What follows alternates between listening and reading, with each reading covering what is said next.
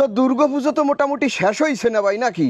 তো জামাতের নেতার আপনারা যারা আছেন, হ্যাঁ, আপনারা অতি পূজা প্রীতি করিয়া কয়খানা ভোট আপনাদের ঝুলিতে ভরতে পারছেন সেই মহালয়া থেকে বিজয় দশমী পর্যন্ত গণছেন? গণনা হয়েছে আপনাদের? গণনা যদি হই থাকে সাথে সাথে এই গণনাটাও করিয়ে না আবার, হ্যাঁ, যে ওই হিন্দুকে ভোট জোগাড় করতে যাইয়ে মুসলমানের ভোট কয়টা হারাইছেন। না, একটা ব্যাপার আছে না, ডেবিট ক্রেডিট মিলিয়েই তো হইতে আছে আপনার হিসাব।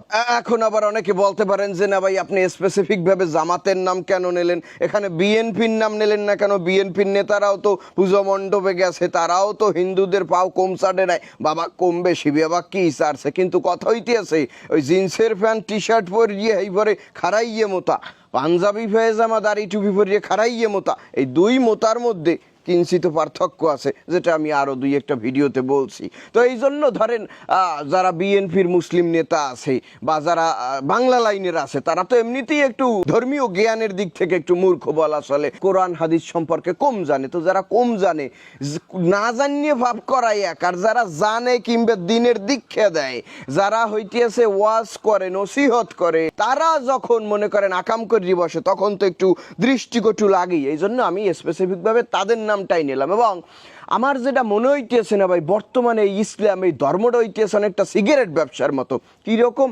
ওই যে সিগারেটের প্যাকেটের গায়ে লেখা থাকে না ভাই, সংবিধিবদ্ধ সতর্কীকরণ, ধূমপান স্বাস্থ্যের জন্য ক্ষতিকর, ধূমপান স্ট্রোকের কারণ, আরও নানান কিছু লেখা থাকে। অথচ ওই প্যাকেটের ভিতরে কি, গায়ে কিন্তু একটা নীতিবাক্য লেখা আছে, ধূমপান স্বাস্থ্যের জন্য ক্ষতিকর। ওই প্যাকেটের ভিতরেই কিন্তু ধূম।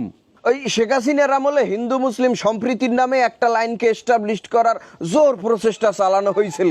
লাইনটি ছেলে কি, ধর্ম যার যার উৎসব সবার। তখন যারা এই লাইনের বিপক্ষে লাভ দিয়ে পড়ছে, ঝাঁপাই পড়ছে যে না, এটা কেমন ধরনের কথা, এটা কেমন সম্প্রীতি, ধর্ম যার উৎসব তার। কারণ কি, মুসলমানদের সবে কদর, সবে বরাত, মুসলমানদের ঈদুল ফিতর, ঈদুল আজহায় তো কোনো হিন্দু আয় না।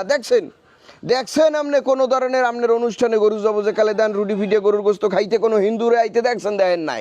আপনি যখন ঈদুল ফিতরের নামাজ পড়তে যান ঈদগাহ ময়দানে, কোনো হিন্দুরে দেখছেন? দেখেন নাই। তারা কিন্তু তাদের ধর্মে অটুট আছে, তারা গাফেল হয় নাই। আর আমি এসা বলদের বলদ, এসা মাইন্ডারের মাইন্ডিয়ার।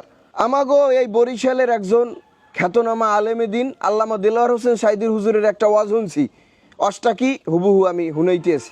আমি 1,00,000,000,000,000 বলবো, দুর্গাপূজার সাথে এই দেশের মুসলমানদের কোনো সম্পর্ক নাই, এটা মুসলমানদের অনুষ্ঠান নয়। এই দেলোয়ার হোসেন সাইদি হুজুরেও তো জামাতের নেতা আসলে। আরে আপনারা মানেন না নেতা হিসেবে? এখন বর্তমানে যারা জামাত করেন এরা কি এই কইবেন যে বেড়া মিথ্যে কথা কই গেছে? না, একটা কন যে হয় দেলোয়ার হোসেন সাইদি হুজুরের এই ওয়াজ মিথ্যে নাইলে সত্য। যদি মিথ্যে হয় তাইলে বুঝলাম যে না, ঠিক আছে, হে হুজুরে মরি গেছে, আল্লাহ ব্যস্ত নসিব করুক, কিন্তু একটা মিথ্যে কথা কই গেছে।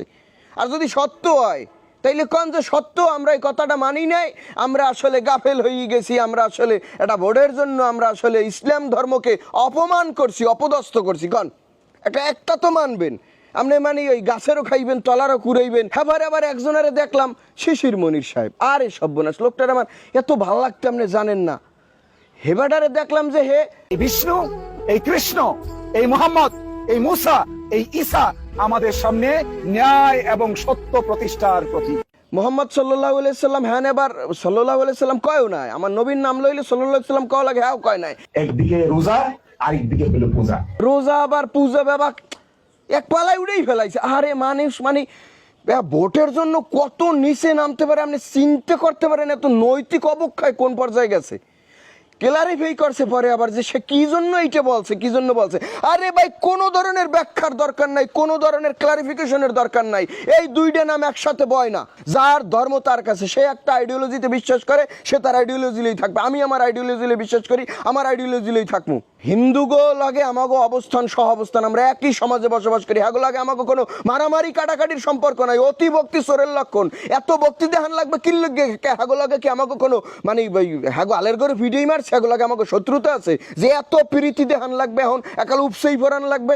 হিন্দু প্রীতি, পুজো প্রীতিতে এমনিও দেখান যায়। এনসিপির হাসনাত আব্দুল্লাহ, আরে সর্বনাশ, সে গেছে একটা পুজো মণ্ডপে কুমিল্লার দেখলাম, বলছে কি? তরকারিওয়ালার কাছ থেকে তরকারি কিনে আন, জিজ্ঞেস করেন যে ভাই আপনি কি মুসলমান? তুমি যখন স্কুলে যাও, তোমার টিচার যখন পড়ায়, আমরা কি জিজ্ঞেস করি আপনি কি হিন্দু না মুসলমান? আমরা যদি সিনজিতে ওঠার সময় আগে জিজ্ঞেস করি যে আপনি হিন্দু না মুসলমান? আপনি একটা ধর্মে বিশ্বাস করেন, আমি একটা ধর্মে বিশ্বাস করি। আমাদের ধর্মীয় বিশ্বাস অক্ষুণ্ণ রেখেও আমরা সামাজিকভাবে, সাংস্কৃতিকভাবে আমরা সুন্দর সৌহার্দ্যপূর্ণ সম্পর্ক বজায় রেখেই আমরা সুখী সমৃদ্ধ বাংলাদেশ আমরা গড়ে তুলতে পারি। আরে ভাই, ধর্মীয় সম্প্রীতি তো এমনিই আছে আমাদের মধ্যে ভাই। ধর্মীয় সম্প্রীতি নাই এটা ধরেন আওয়ামী লীগ সরকার বারংবার বলার চেষ্টা করছে। এফির কোনো মন্দির ভাঙ্গার কাহিনী হয়েছে, প্রতিমা ভাঙ্গার কাহিনী হয় না।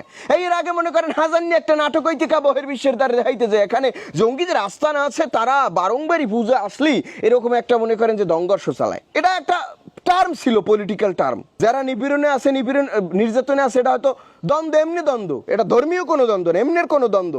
ভাই ভাই যেমন দ্বন্দ্ব থাকে, প্রতিবেশী যেমন দ্বন্দ্ব থাকে, দোহানালা যেমন দ্বন্দ্ব থাকে, পাশাপাশি আইল থাকলে যেমন দ্বন্দ্ব থাকে, জমির আইল থাকলে এইরকম একটা দ্বন্দ্ব। কিন্তু এটা ধর্মীয় কোনো সংঘাত না, ধর্মীয় কোনো দাঙ্গা না। এক একজন এক এক কথা কয়, যে জিনিসটা কয় এই জিনিসটাই মানে না। আজকে একজন একটা বয়ান করে 2 বছর পর নিজের বয়ান পাল্টাই গেলায়। এইটা তো ইসলাম না, এইটা তো মুসলমানদের ধর্ম না।